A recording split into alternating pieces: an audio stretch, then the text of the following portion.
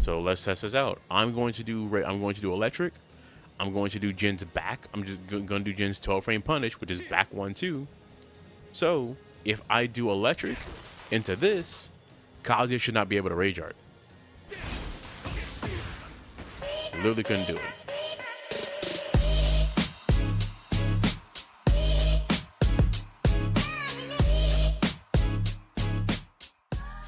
Stuff like this will skyrocket you through the blue ranks.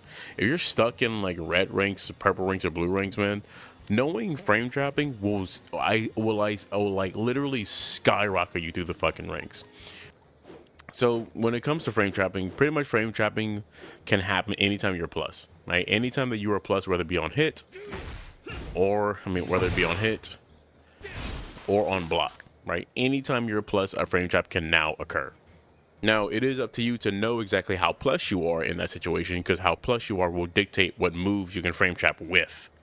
So this is going to require you knowing A, how plus you are, and B, the speed of the move you want to throw out. Knowing like your generic punishment, knowing what your 10 frame is, knowing what your 12 frame is, what your 13 frame is, what your 14 frame is, and your 15 frame. These are pretty much fundamentals if you want to know how to frame trap efficiently.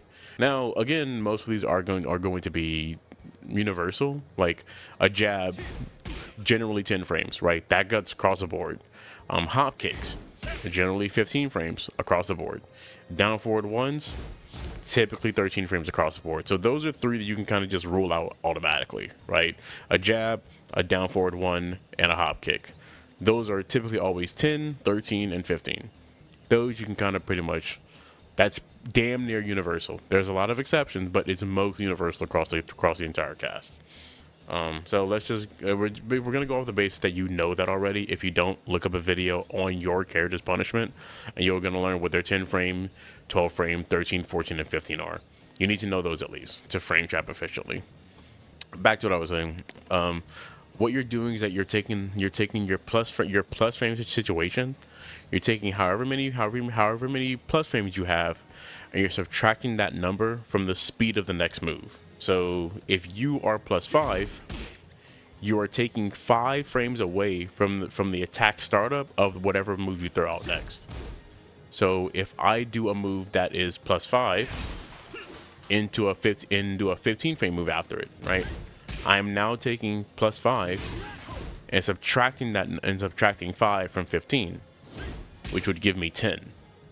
So that means that after a +5 situation, a 15 frame move now comes out in 10 frames. So what would happen if Kazuya, who is currently throwing out a 10 frame move after I hit him, what would happen if I do a +5 into a 15 frame while he's about to throw out a 10 frame? We trade. We hit each other at the same time. Because technically, we threw out 2 10 frame moves at the exact same time. So this is where you're kind of getting your basis of frame trapping from. Going based off that, if at +5 a 15 frame move will trade with 10, then by that logic, a move that is 1 frame faster should beat the 10. So let's do this. Let's do it with Jin's 14 frame move instead. +5 into 14. Take 5 away from 14, you have 9. 9 is faster than 10, therefore Jin should win the trade. She should win this interaction. Kazuya's move didn't come out. His literal fastest jab could not come out. That's a frame trap. Now, because of that, this also works with any move that's faster than 14. So you can do +5 into a 13 frame move. Right? You can do +5 into a 12 frame move. You can do +5 into a 10 frame move. Right? Any move faster than 14 now works with that. But that's only at +5. However many plus frames you are will change that. So what if we do a move that's only +3?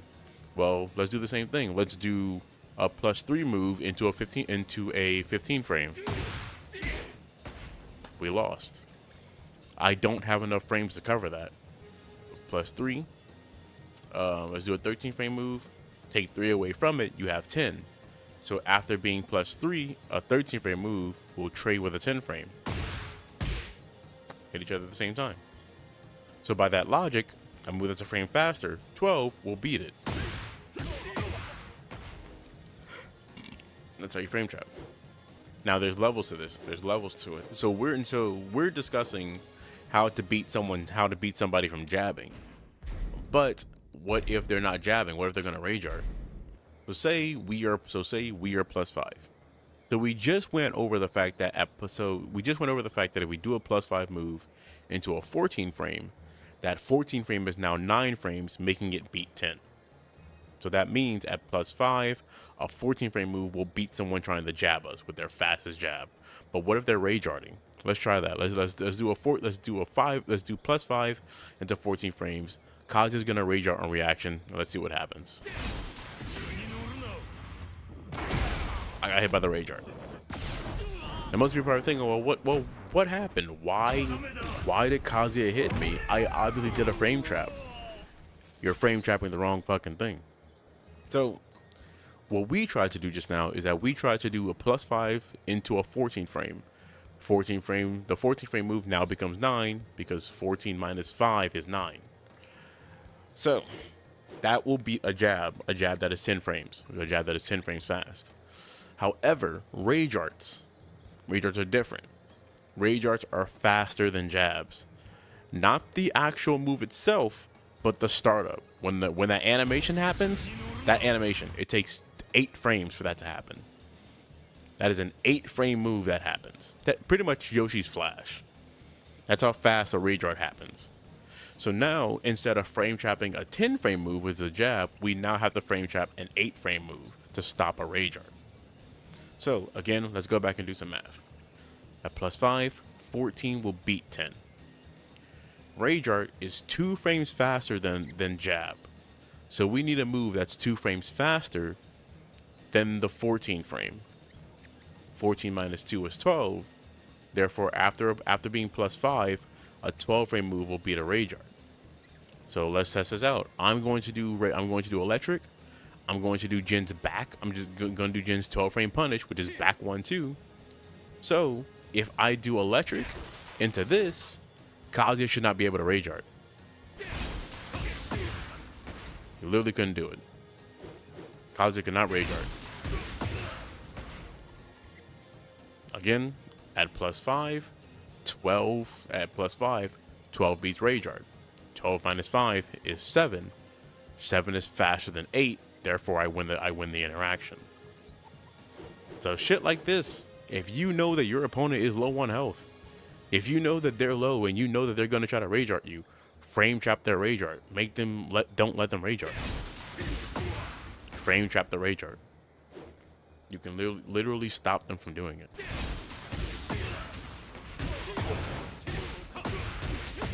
Congratulations, you ate 68 damage because you tried to rage art me.